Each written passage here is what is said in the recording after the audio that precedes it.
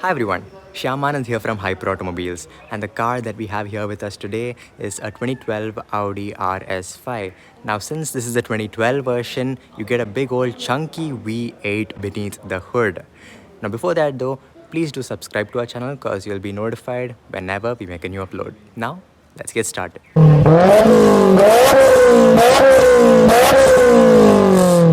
Above the single-frame main grille of the car, the powerful wide bonnet gets two pronounced creases, emanating from the A-pillar and merging into the headlamps to achieve the daunting face for the RS5. The wedge-shaped LED headlamps make the front look sharp. A mildly dropping roofline and the uniquely styled 5-spoke alloys define the profile of the RS5. Two-tone ORVMs painted in silver and black and strong haunches are a few other details. The taillights and the rear bumper have also been redesigned, with the latter being able to accommodate the big twin exhaust surrounds. The car in reality is a quad exhaust car. Look closely and you might notice the rear spoiler that's flush with the boot deck and comes out as the 120 km/h limit is breached. The interior as a whole is draped in black. It's a sports car and doesn't want to make any family-oriented pretensions. The heavily bolstered front seats get integrated headrests and have the RS5 badging embossed at neck level. The design of the dash is fairly simple and a generous amount of soft touch materials have been used. At the center of the dash you get the infotainment system and of course the climate controls that are operated via physical buttons. You get an analog speedometer and tachometer with a digital screen right in the middle. You also have your multifunctional steering wheel with paddle shifters along with aluminium plated accelerator and brake pedals. I must say that I love these beautiful frameless glass windows. Once you are in though, you sit nice and low to the ground in a very sporty position. Now coming to the practicality in the front, I have my 1 liter hyper water bottle over here with me, with which I'm going to test out the door bins. So the door bins, as you can see, can hold 1 liter water bottles with absolute ease. Now coming to the glove box, you get a relatively wide opening glove box with a lot of storage. You get a vanity mirror with a light for both the front passenger and the driver. You get two more cup holders in the center console and some more storage beneath the center foldable armrest. For a fully grown adult, these rear seats can be used as an excellent torture chamber, with these having hardly any headroom or legroom. And only kids would most likely fit in here, or cats, or dogs, or whoever you hate in general. Weirdly enough, you do get AC vents for the rear passengers, and that according to me is to cool off tempers at the rear bench. Now coming to the boot of the car, so the loading lip is a little high, so it's a bit hard to load things in. But once they are in though, you have 455 liters of boot space at your disposal.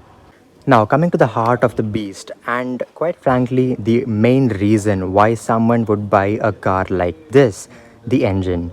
So the engine you get here is a massive 4.2 liter naturally aspirated V8 engine that outputs a more than sufficient 450 horsepower at a absolutely mad 8250 rpm and 430 newton meters of torque at 4000 rpm.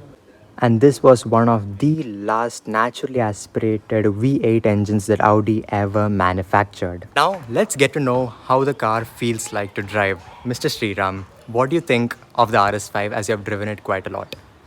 Hello. So the RS5, being the last of the naturally aspirated V8s with a Quattro and a very sporty platform. It's linear to start with, but it's also very powerful the way the power comes on, and none of the turbo cars today give us the pleasure of revving up to 8000 rpm. So you redline it, the car has power right up to redline, and it's also the most practical of the cars that I've driven so far, despite having so much of power. Thank you so much, Mr. Sriram. Now let's get on with the final verdict of the car.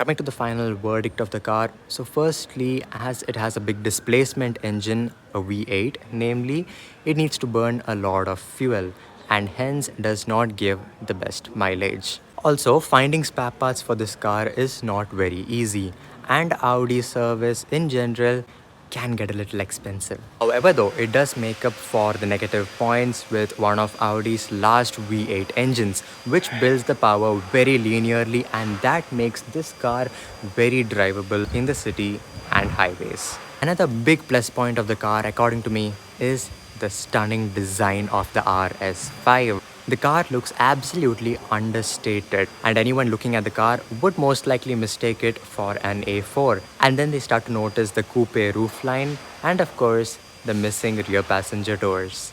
That's what we think about the car. Let us know what you think about it in the comments below. And as always, please do subscribe to our channel because you will be notified whenever we make a new upload. Before I end the video, a quick note from me, and that is we will be pausing our uploads for a while again.